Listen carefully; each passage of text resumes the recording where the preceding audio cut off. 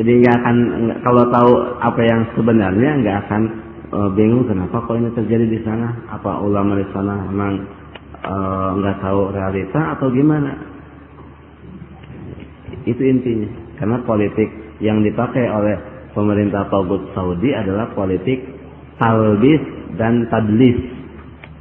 Politik yang mengkaburkan dan penipuan. Jadi memanfaatkan para ulama atau tokoh-tokoh agama yang lugu, yang tidak paham akan realita yang ada, dimanfaatkan oleh mereka.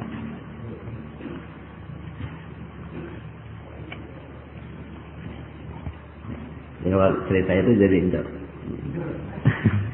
ya, anggap aja untuk menghilangkan ngantuk. Karena kalau habis makan siang kan ngantuk. Tapi nanti kalau kedengaran pemerintah Saudi nanti didatangi nanti. Atau nanti kalau saya pergi ke Saudi nggak pulang lagi. Kalau di Saudi gini langsung diambil. Ngomong gini langsung diambil. Seperti itu. Jangankan ngomong gini, ngomong demokrasi syirik, negara yang melakukan demokrasi kafir, itu langsung tangkap. Tadi saya kemarin ngasih contoh, berdoa melaknat Amerika langsung dipenjara. Mungkin antum nggak percaya, kena. Mungkin antum tanya-tanya itu, mungkin untuk ya pengetahuan juga supaya hilang ngantuknya juga. Saya cerita dulu, nggak apa-apa, tentang sejarah Saudi sekarang beda dengan Saudi dahulu. Saudi itu berdiri dengan 3 fase. Fase pertama ketika Syekh Muhammad ibn Abdul Wahhab, beliau ulama tauhid, mujaddid al-Islam, menyebarkan dakwah tauhid dan bersanding dengan Muhammad ibn Saud, amir di kota Dir'iyah. Dari situ terjadi pembayatan untuk menegakkan tauhid. Akhirnya tauhid menyebar sampai berapa ya puluh tahun. Kemudian ini kan di atas tauhid fase pertama. Muhammad ibn Saud meninggal dunia digantikan oleh putranya Abdul Aziz ibn Muhammad ibn Saud. Meninggal dunia diganti oleh Saud ibn Abdul Aziz ibn Muhammad ibn Saud. Meninggal dunia digantikan oleh Abdullah ibn Saud ibn Abdul Aziz ibn Muhammad ibn Saud. Setelah itu datang pasukan Turki Utsmani yang tidak suka dengan dakwah tauhid, menghancurkan negara tauhid.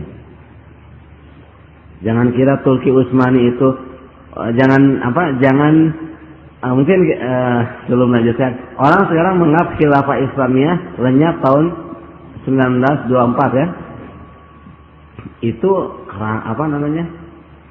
yang sebenarnya Turki Utsmani itu sudah menjadi negara kafir 83 tahun sebelum tahun 1924. Karena sejak itu sudah pakai undang-undang Eropa.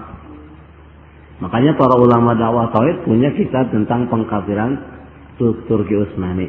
Nah ini ketika kisah ini juga yang menyerang dakwah tauhid itu adalah Turki Utsmani. Dan perlu diketahui ketika dakwah tauhid mampu menaklukkan kota Madinah yang dikuasai oleh orang kuburiyun, dibuka kamar Rasulullah SAW. Di sana banyak lembaran-lembaran kertas, lembaran tulisan permohonan orang minta kepada Rasul. Di antara ada yang diambil dari Sultan Salim, penguasa Turki. Isinya apa?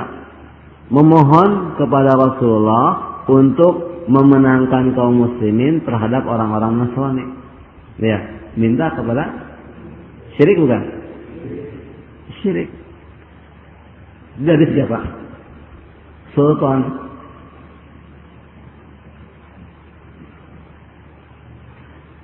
Kemudian setelah pasukan Turki Utsmani datang menghancurkan hukum, para ulama ditawan dibawa ke Mesir karena yang waktu yang menyerang pasukan dari Mesir. Kemudian pada setelah puluhan tahun kemudian bangkit lagi daulah tauhid ini, dibantu juga oleh para ulama dakwah tauhid. Yang kedua juga dikirim pasukan lagi oleh Turki Utsmani, hancur lagi. Para ulama dakwah tauhid menulis kitab tentang kekafiran orang-orang yang mengaku muslim yang ada di Jazirah Arab yang membantu pasukan Turki Utsmani untuk menghancurkan dakwah tauhid. Lihat, orang-orang yang ngaku muslim, Turki Utsmani yang ngaku muslim tidak? Ini masyarakat Jazirah Arab yang ngaku muslim membantu pasukan Turki Utsmani yang ngaku muslim yang untuk menyerang dakwah tauhid. Para ulama dakwah tauhid mengarang kitab tentang kekafiran Turki Utsmani dan tentang orang-orang yang membantu pasukan Turki Utsmani. Ada kitab namanya Sabilun Najah wal Fikak min Muwalatil Murtaddin wal Atraq. Jalan keselamatan dari loyalitas kepada orang-orang musyrik dan orang-orang Turki. Dikafirkan disebut daulah kufriyah, orang-orang yang membantunya kafir. Juga Syekh Hamad tadi kitab Hamad Ibn Atiq, Syekh Sulaiman Ibn Abdullah Ibn Muhammad Ibn Abdul Wahab, cucunya Syekh Muhammad Ibn Abdul Wahab juga nulis kitab tentang hal serupa, namanya Hukum Loyalitas, Hukmu Muwalati Ahli Isyraq. Beliau ini meninggal dunianya diarak oleh pasukan Turki Utsmani yang datang dari Mesir, dibawa ke pekuburan, setelah di kuburan diberondong pakai senjata. Itu pasukan apa? Turki Utsmani. Hancur lagi. Nah, 100 tahun yang lalu, mungkin 110 tahun yang lalu lebih, sisa-sisa keturunan Ibnu Saud. Tadi Ibnu Saud kan di awal lurus, ini mulai menyimpang. Abdul Aziz ini pergi di Kuwait, dia belajar politik di Al-Sabah. Inggris saat itu sudah menguasai Teluk. Kuwait di bawah Inggris. Nah, ingin menguasai Jazirah Arab. Tapi Jazirah Arab ini memiliki kefanatikan terhadap dakwah tauhid ini. Dengan dakwah tauhid ini susah memasuki Jazirah Arab. Akhirnya memanfaatkan, bekerja sama dengan Abdul Aziz, masih turunan Al Saud, tapi yang sudah menyimpang, sudah murtad, bekerja sama dengan dia untuk masuk ke Jazirah Arab. Kemudian di Jazirah Arab ada kelompok namanya Ikhwan Manto Allah.